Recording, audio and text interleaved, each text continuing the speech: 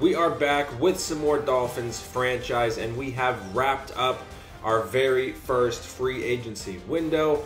Quite a bit to talk about and go over here. We actually got a lot more signings this window than I thought, so we'll talk about that. And before we do all that, though, we are going to be going over all the trades that have happened over the league. One, I am lazy to put it over the screen so you guys can actually see it, so you just gotta sit here and listen to me read it all. We're just going to breeze through them. I did make one trade so far this offseason. It's a pretty big one. So we'll skip over that and get into that later. But without further ado, here we go. So first trade to kick off our offseason. The Steelers sent their first-round pick and defensive tackle Keanu Benton to the Saints for Marshawn Lattimore. Then the Jets sent a fourth-round pick this year to the Cardinals for a fifth-round pick and quarterback Desmond Ridder. So maybe the Jets are rolling out the Rizzler, you never know. Or maybe that was a backup, who knows at this point. The Cardinals traded their second-round pick and cornerback Kytrell Clark, probably said that wrong, to the Ravens for Derrick Henry. So Henry going to the Cardinals with Kyler is insane. The Eagles traded a third-round pick and strong safety Sidney Brown to the Cardinals for free safety Jalen Thompson. The Chargers traded away cornerback Cam Taylor-Britt to the Bears for left guard Tevin Jenkins. The Chargers also sent a third, seventh, and third round next year and outside linebacker Joey Bosa to the Cardinals for outside linebacker BJ Ajulari. Like I said, probably said that name wrong, but they got some crazy names in the NFL these days. The Commanders sent their second-round pick and cornerback Emmanuel Forbes Jr. to the Saints for wide receiver Chris Olave. Commanders also sent their first round this year, first round next year, and first round in 2027, and a second round next year. So 4 picks got sent to the Jets for Sauce Gardner. So Sauce leaves for 3 first-round picks and a second. That is some serious cash there for the Jets. I mean, 3 first, yeah, they're staggered throughout the years, but 3 first and a second is some absolute cash there. The Jets traded away their first-round pick both their first-round picks this year, and wide receiver Xavier Gibson and center Joe Tippmann to the Bengals for a second, a fourth, and wide receiver Jamar Chase. So now we got to worry about Jamar Chase. We don't got to worry about Sauce Gardner twice a season. Now we got to worry about Jamar Chase twice a season. The Steelers sent away their second-round pick in this year and next year's draft for the first-round pick from the Buccaneers. The Bears sent away outside linebacker TJ Edwards to the Ravens for a second-round pick next year.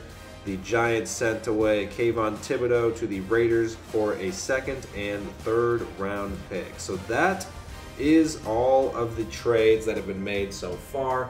I'll try to keep you guys updated if any more are made once we get the next video, we'll talk about the draft and stuff. So let's get into our trade. So as you see, I'm sitting at a salary cap of $1.67 million.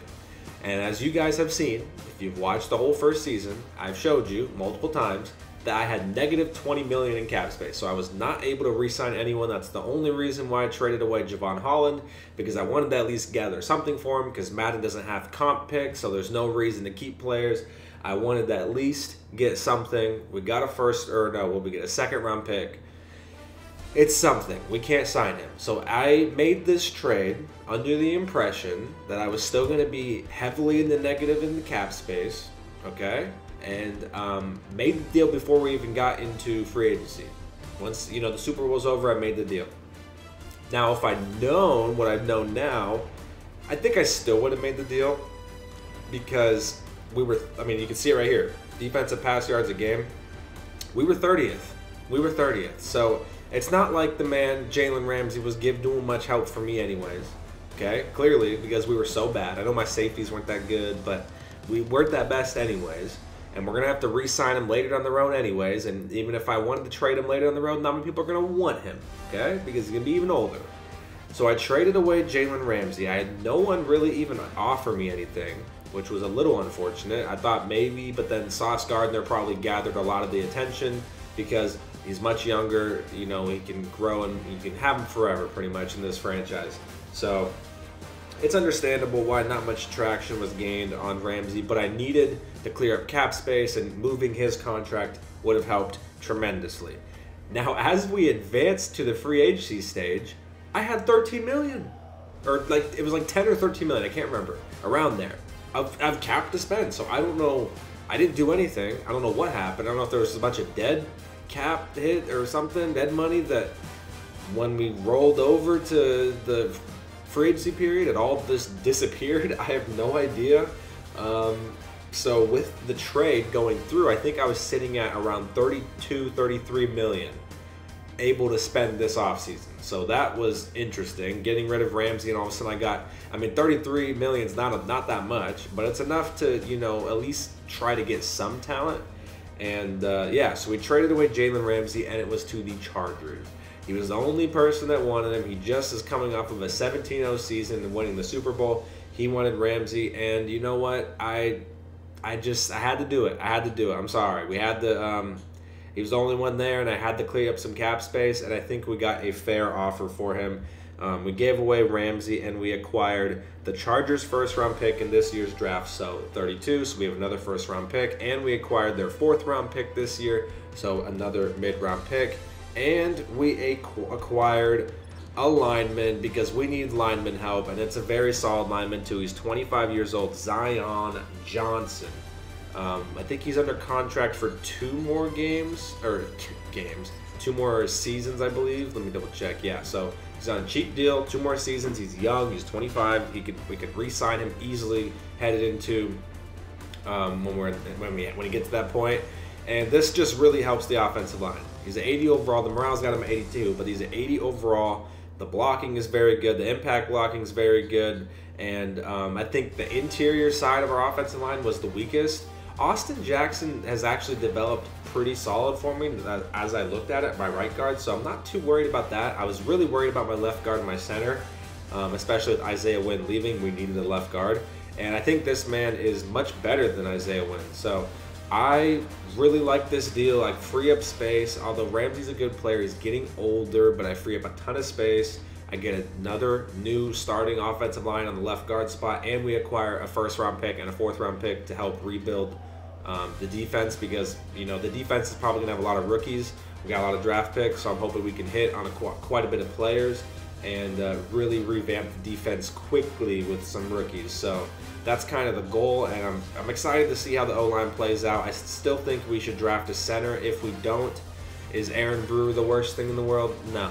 Okay, no. He can probably get the job done, but I would like to try to get a different center in there.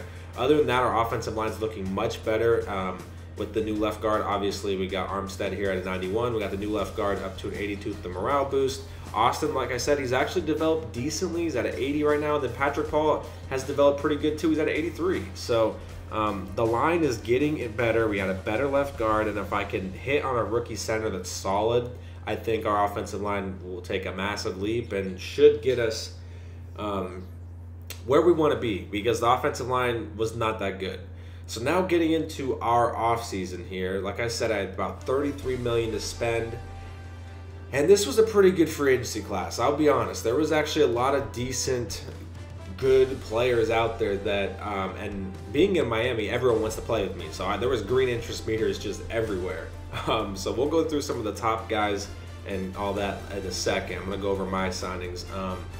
My offseason was pretty good. I think I won every single bid that I put in besides one. I did end up cutting our kicker just because I wanted more of a power kicker. I didn't want to go into those long 50-yard field goals and barely make it if I get perfect power. Yes, I take a hit on the accuracy side, which I'm not the best at anyways, but I want to be able to at least attempt long field goals. And with my previous kicker, he couldn't, 60 yards was like a dream for him. So I did cut him. It also gave me about $4 million extra in cap space. I think I only took like a $400K penalty. So gave me a little bit of money to sign some backups.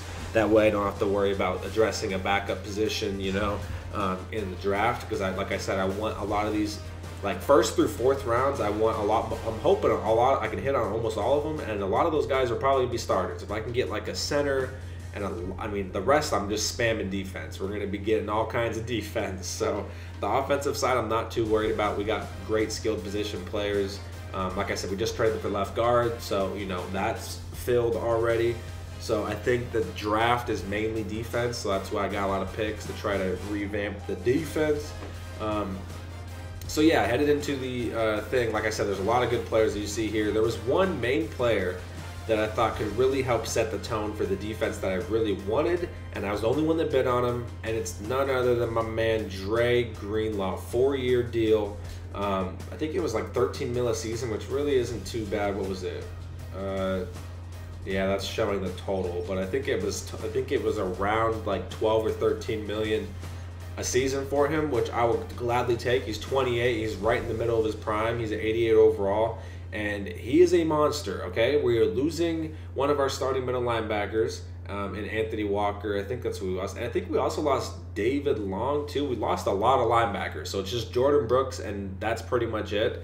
Obviously, we run a 3-4, so we need another linebacker, and pairing Dre Greenlaw with Jordan Brooks, I think, is what we need. We gotta, the run, we had issues stopping the run quite a bit, and that he's good in coverage as well, so that also helps out, helping out in the coverage department, because we were 30th in pass defense. So I really thought Dre Greenlaw was a smash. I thought people would go after him, but no one went after him, maybe because he's kind of old, and he's 28. I mean, he's kind of old. But, I mean, right there, he's the 3rd ranked middle linebacker right now. He's the 3rd highest overall. So he's going to be a monster for us. I hope he really helps us shutting down the run and helping cover tight ends, which we seem to have issues with. So I'm very, very excited to get him. That was the main guy I wanted to go after, and he took probably the majority of the money. I mean, 13 mil, he took a hefty chunk. The rest of the way, it was kind of just fill-in guys. I didn't really go too crazy. Here's our new kicker, Cade York. Signed him to a 2-year deal, pretty cheap.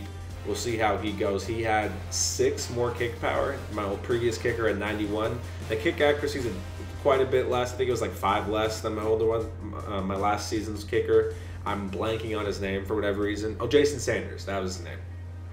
His accuracy was a little bit better, but the power is way better on Cade York. So we're gonna see how that goes. He's got the boot. I just want to be able to attempt the 60-yarders, and with Mr. Sanders, I was not able to. With so many people leaving on the defensive side of the ball, I needed to at least get some people on the squad. So we went out and signed. He might even be one of our starting defensive tackles. We'll just have to see. Just a fill-in guy for the season, just a 1-year deal. Around 4 a season here for Mr. Leki Fotu. I probably said his name wrong. He had pretty good strength, 88. He's massive, 334 pounds, 6'5". So I was like, yeah, we need some help on the defensive line. What if the draft falls and I don't draft many, good defensive linemen, and we go with the secondary route, or whoever the draft falls. I'm not really, I'm not sure how it's gonna go. So we just needed to bring in some talent on the defensive side, so we went out and got him. We also went out and got a new right end, since Calais Campbell is no longer with us. He's not dead. He's just not on the team. Okay, he's just not on the team. He didn't even. I don't think he even retired. I think he might have retired now if anyone didn't sign him, but I think he just his contract was up. This was a 2-year deal. The guy that can hold down this spot while we figure out our other spots, and then when his time is coming, we can replace this man here. Obviously in the 3-4 they don't really play that much, because in all my pass rush downs, the nickel, dime, all that good stuff, he's not even gonna be on the field, so he's just gonna be in the 3-4 spot. Same thing with probably this man. I mean, he might be out there a little bit more, but this dude, it's just a solid player. I was happy to get him, 2-year deal. He can help hold the fort down while we get in the meantime. He's just a solid little player. But that's where all the money went, was just, all these guys, they take a little bit. The main majority money was Dre Greenlaw.